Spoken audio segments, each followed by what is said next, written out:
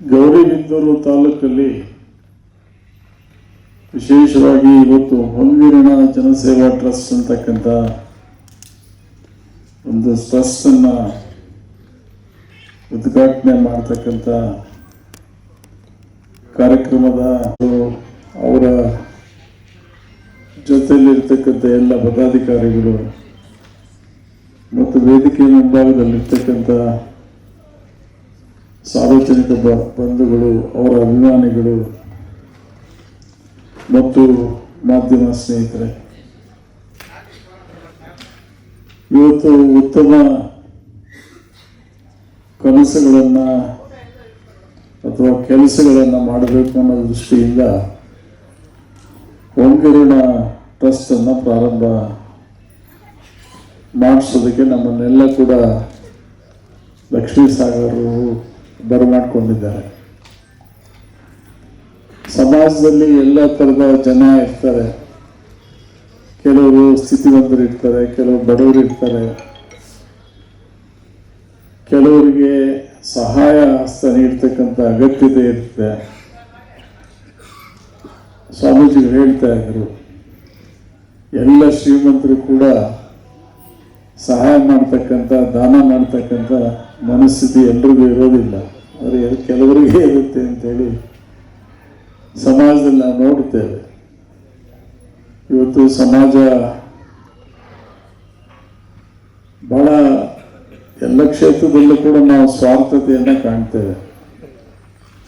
ಸಮಾಜಮುಖಿಯಾಗಿ ಸಮಾಜ ಸೇವೆ ಮಾಡ್ತಕ್ಕಂಥ ಜನ, ನಿಜವಾದಂಥ ಜನ ಕಡಿಮೆ ಆಗಿದ್ದಾರೆ. ಇವತ್ತು ಡೋಗಿ ಸಮಾಜ ಸೇವಕರು ನಾಯಕರುಗಳಂತೆ, ಅಂದರೆ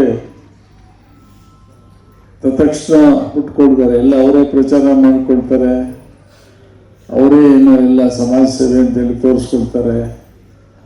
ಅವ್ರ ಮುಖ ಬೇರೆ, ಹಿಂದ್ಗಡೆ ನಡ್ಕೊಳ್ಳೋದು ಬೇರೆ. ಈ ಥರ ಸಾಕಷ್ಟು ಸಂಘಗಳು, ಸಮಾಜ ಸೇವಕರನ್ನು ನೋಡ್ತೇವೆ.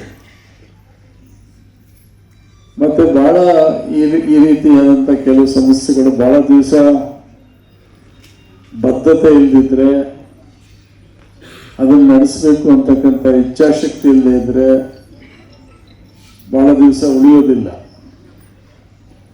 ಉಳಿಸುವಂಥ ಆ ಬದ್ಧತೆಯನ್ನ, ಸಂಕಲ್ಪವನ್ನ ಮೈಗೂಡಿಸ್ಕೋಬೇಕು ಲಕ್ಷ್ಮೀ ಸಾಗರ್. ಮತ್ತು ಬಹಳ ಅಡೆತಡೆಗಳು ಬರ್ತವೆ ಸಮಾಜದಲ್ಲಿ. ಒಳ್ಳೆ ಕೆಲಸ ಮಾಡೋಕೆ ಹೋದ್ರೆ ಅದಕ್ಕೆ 108 ವಿಘ್ನಗಳು ಬರ್ತವೆ. ಕೆಟ್ಟ ಕೆಲಸ ಮಾಡೋದಕ್ಕೇನು ಬೇಗ ಮಾಡಿಬಿಡ್ಬೋದು, ಆದರೆ ಒಳ್ಳೆ ಕೆಲಸ ಮಾಡಬೇಕಾದ್ರೆ ಬಹಳ ಕಷ್ಟ. ಹಾಗಾಗಿ ಅದಕ್ಕೆ ತಾಳ್ಮೆ ಬೇಕು, ಜೊತೆಗೆ ಗಟ್ಟಿಯಾದಂಥ ಮನಸ್ಸಿಟ್ಕೋಬೇಕು. ಆಗ ಮಾತ್ರ ಒಂದಷ್ಟು ದೂರ ಪ್ರಯಾಣ ನಾವು ಸಾಗಿಸಲಿಕ್ಕೆ ಸಾಧ್ಯ ಆಗುತ್ತೆ. ಹಾಗಾಗಿ ಅವರು ದೇಹಗಳನ್ನು ಹೇಳಿದ್ದಾರೆ, ಮತ್ತೆ ನಾನು ಅದನ್ನು ಹೇಳಕ್ಕೆ ಹೋಗೋದಿಲ್ಲ. ಒಳ್ಳೆಯದಾಗಲಿ. ಮತ್ತು ಭಾಳ ಜನ ಇನ್ನು ವೇದಿಕೆ ಮೇಲೆ ಇದ್ದಾರೆ, ಮತ್ತು ಹಲವಾರು ಕ್ಷೇತ್ರದಲ್ಲಿ ಸೇವೆ ಮಾಡಿರ್ತಕ್ಕಂಥವ್ರಿಗೆ ಗುರುತಿಸಿ ಅವರಿಗೆ ಬೆಂತಕ್ಕಂಥ ಕೆಲಸವನ್ನು ಮಾಡೋದ್ರ ಜೊತೆಗೆ ವಿದ್ಯಾರ್ಥಿಗಳಿಗೆ, ಅವರಿಗೆ ಉತ್ತಮ ಅಂಕಗಳನ್ನು ಪಡೆದಿರ್ತಕ್ಕಂಥ ವಿದ್ಯಾರ್ಥಿಗಳಿಗೆ ಪಾರಿತೋಷಿಕ ಪುರಸ್ಕಾರ ಕೊಡ್ತಕ್ಕಂಥ ಕಾರ್ಯಕ್ರಮ ಹಮ್ಮಿಕೊಂಡಿದ್ದಾರೆ. ಹಾಗಾಗಿ ಇವತ್ತು